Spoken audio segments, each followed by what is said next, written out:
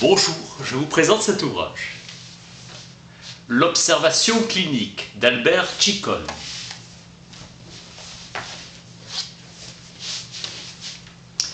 Présentation des principales méthodes d'observation dans le champ psychologique.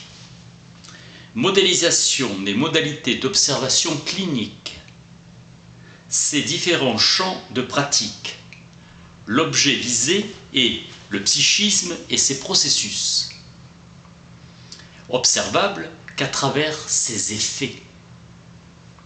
Travail d'objectivation de la subjectivité. La situation clinique mobilise le transfert, puis le contre-transfert.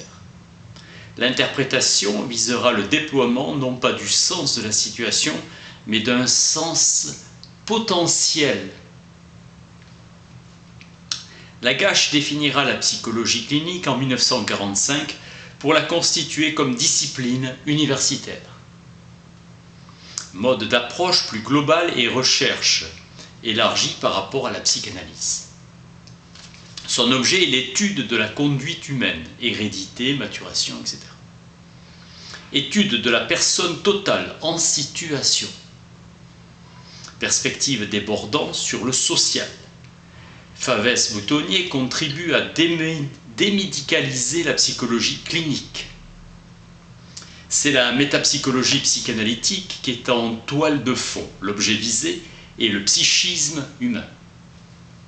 Freud définit la psychanalyse comme un procédé d'investigation des processus psychiques. L'observation repose sur une saisie du réel par l'activité de la perception.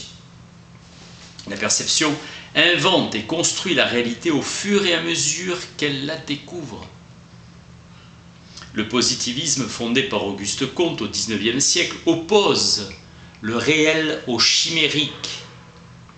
Le cercle de Vienne développera un modèle vérificationniste au moyen de l'analyse logique du langage. Karl Popper, en 1930, introduit la notion de réfutation. Les connaissances positives sont toujours provisoires. Seules les réfutations sont logiquement convaincantes. Éliminer la théorie qui ne résiste pas aux épreuves de l'observation. La science propose et progresse par essai-erreur. Popper critique la psychanalyse, lui reprochant d'être toujours capable de trouver des explications quoi qu'il arrive. Modèle de l'évolution scientifique, de l'essai-erreur ou conjecture-réfutation. Des paradigmes de Kuhn, 1962. La connaissance résulte d'un processus actif de construction continue par le sujet en interaction avec l'objet. Avec les épistémologies constructivistes, il n'y a plus réalité du réel, mais représentation de l'expérience du réel, actualisation des possibles ou création de nouveaux possibles par action de l'intelligence.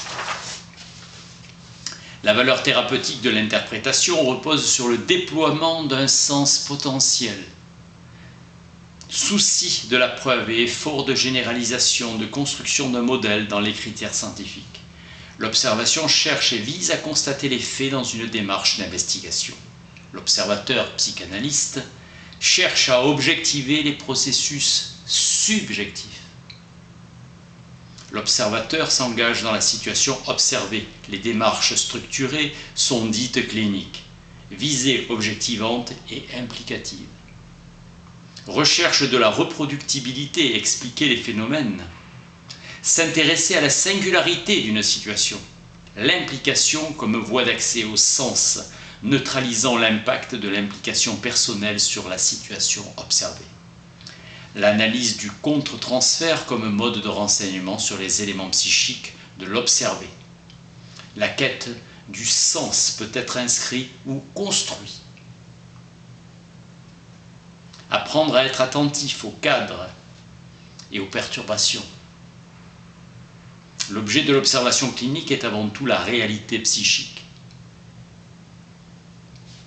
La névrose révèle la toute-puissance des idées inconscientes. Prédominance de la vie psychique sur la vie réelle. est conscient, le désir, l'émotion, l'affect. La subjectivité se construit en même temps que l'objectivité. Le mouvement du développement de la subjectivité s'appelle la subjectivation. L'observation des symptômes a pour but la recherche du sens des symptômes.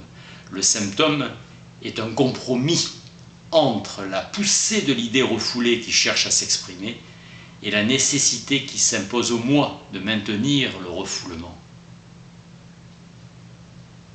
Le symptôme indique le conflit psychique, le langage, discours verbal et non verbal, lapsus, dénégation, pensée énoncée par son contraire. Les associations, les dissociations, les ruptures dans le discours, les manières de dire, les manières d'être, les attitudes, l'observation fine des manifestations corporelles. Le rêve est porteur d'un énoncé métaphorique. Les associations renseignent sur les pensées, les associations d'idées. La chaîne associative suppose une attention flottante, patience dans les situations de groupe, pertinence. L'observation se portera sur les objets transférés, transfert du transfert. C'est ce que le patient fait vivre aux soignants, puis eux-mêmes aux superviseurs. Le contre-transfert est un outil d'analyse. Il renseigne sur les éléments subjectifs de la situation observée. Dans le cas du refoulement, le contre-transfert se caractérise par la sensation d'une force d'opposition. L'interprétation est toujours une interprétation après coup. La validation d'une interprétation s'obtient par les associations qu'elle génère. La psychanalyse est une science descriptive et non une science explicative.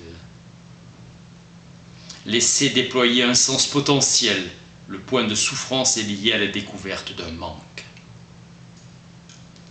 L'observation clinique est une démarche heuristique et holistique tendant à rendre compte de la complexité des dimensions subjectives d'une situation humaine.